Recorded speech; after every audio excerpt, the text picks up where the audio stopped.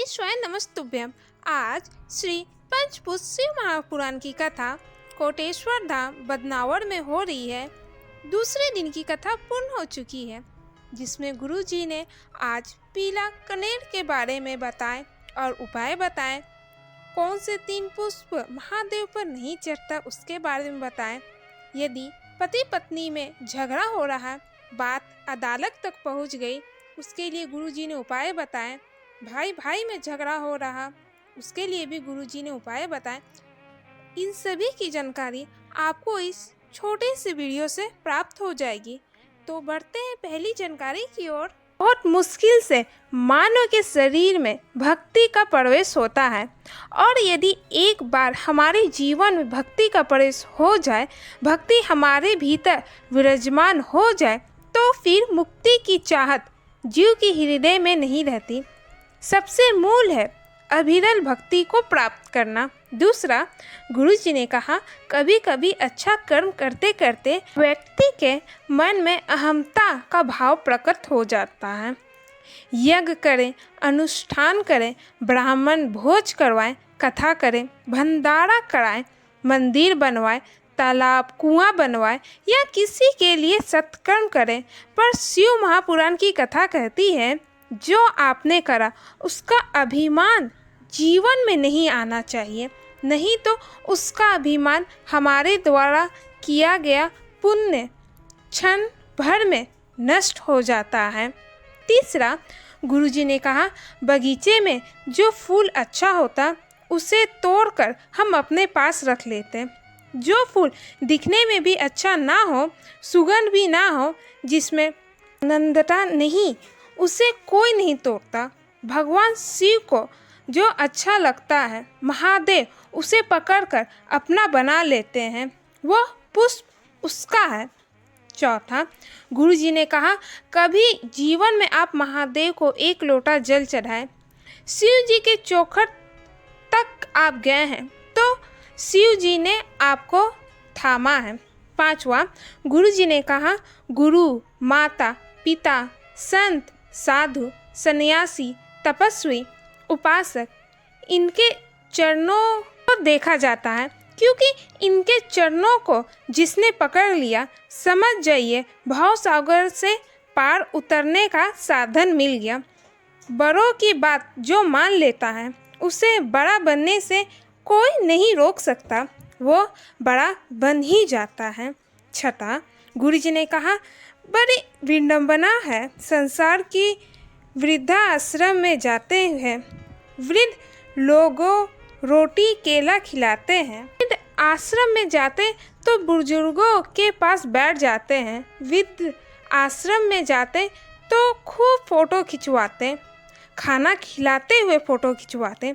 शिव महापुराण की कथा कहती है, वृद्ध आश्रम में बुजुर्गों के पास जाने से पहले घर में जो बुजुर्ग है उसके पास आप 15 मिनट बैठना सीख जाए तो आपका ज़िंदगी संवर जाएगा। प्रत्येक घर के बेटा बेटी, प्रत्येक घर के बहू बेटा व्यक्ति अपने घर के बुजुर्गों का आदर करना चालू कर दे। वृद्ध आश्रम में बुजुर्ग रहने के लिए नहीं जाएंगे, ये निश्चित है। तो गुरुजी ने कहा, जमीन में दरार आ जाता तो बारिश के पानी से भर जाता है, कपड़ा फटता है तो सुई से सिला जा सकता है, शरीर में घाव लग जाता तो मलहम से भरा जा सकता है, पर वाणी का घाव इतना विचित्र होता है जो जिंदगी भर नहीं भरा जा सकता। 8वां, गुरुजी ने कहा, 2 पुष्प ऐसे हैं जो शिव जी पर नहीं चढ़ाया जाता। पहला केतकी, दूसरा केवड़ा और चंपा। महादेव पर सिर्फ भादों के महीने में चंपा को चढ़ाया जाता है, पूरे साल नहीं चढ़ाया जाता। वह गुरुजी ने कहा, ढोंग की जिंदगी में मत पड़ना, छल में मत पड़ना, अंधविश्वास में मत पड़ना, चमत्कारों के चक्कर में मत पड़ना। पढ़ना हो तो मेरे महादेव के चक्कर में पढ़ना। जितना बन सके भक्ति और विश्वास धारण करें। 10वां, गुरुजी ने कहा, कोई व्यक्ति की हम निंदा करते तो उसका पाप हमारे माथे चढ़ता है। केतकी की निंदा केवड़ा और चंपा ने की थी, इसलिए महादेव पर नहीं चढ़ती है। 11वां, गुरुजी ने कहा, भगवान पे भरोसा कीजिएगा तो तर जाइएगा, दुनिया वालों पर भरोसा कीजिएगा तो एक ना एक दिन गड्ढे में डूबकर मर जाइएगा।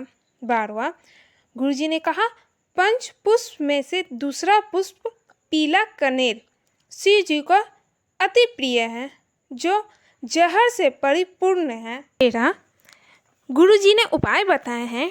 यदि पति पत्नी के संबंध बेकार हो जा रहा, अदालत तक बात चली जा रही है, परिवार वालों पर दहेज का केस चालू हो जाता है, पति पत्नी में वापिस प्रेम को बढ़ाने के लिए कनेर की पुष्प की माला शिव जी की ऊपर जलाधारी से लेकर शिव जी की जलाधारी माता का हस्त कमल तक स्पर्श कराकर लगा दें।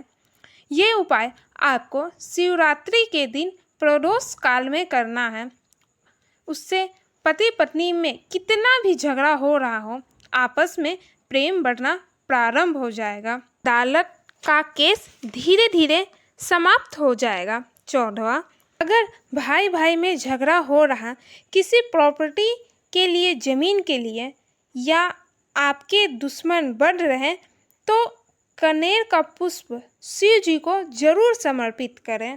15वां, गुरु पूर्ण कामेश्वर महादेव मंदिर से पत्र आया, जिसमें लिखा था, महादेव के मंदिर में गणेश जी, कार्तिक जो अलग बैठते हैं, हम लोग शिव जी पर जल चढ़ाते हैं, पंचामृत चढ़ाते हैं, तो इन पर भी चढ़ाना चाहिए या नहीं। इस पर गुरुजी ने कहा, गणेश जी, पार्वती जी जो भी विराजमान रहते हैं, इनका श्रृंगार ब्राह्मण देवता कर देते हैं, इसलिए इन पर अभिषेक, जल, दही, घी, शहद नहीं चढ़ाना चाहिए। महादेव के शिवलिंग में गणेश जी, कार्तिक जी, माँ पार्वती सब विराजमान रहते हैं।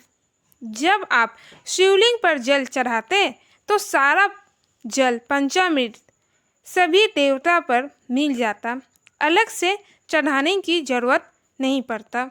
हर हर महादेव।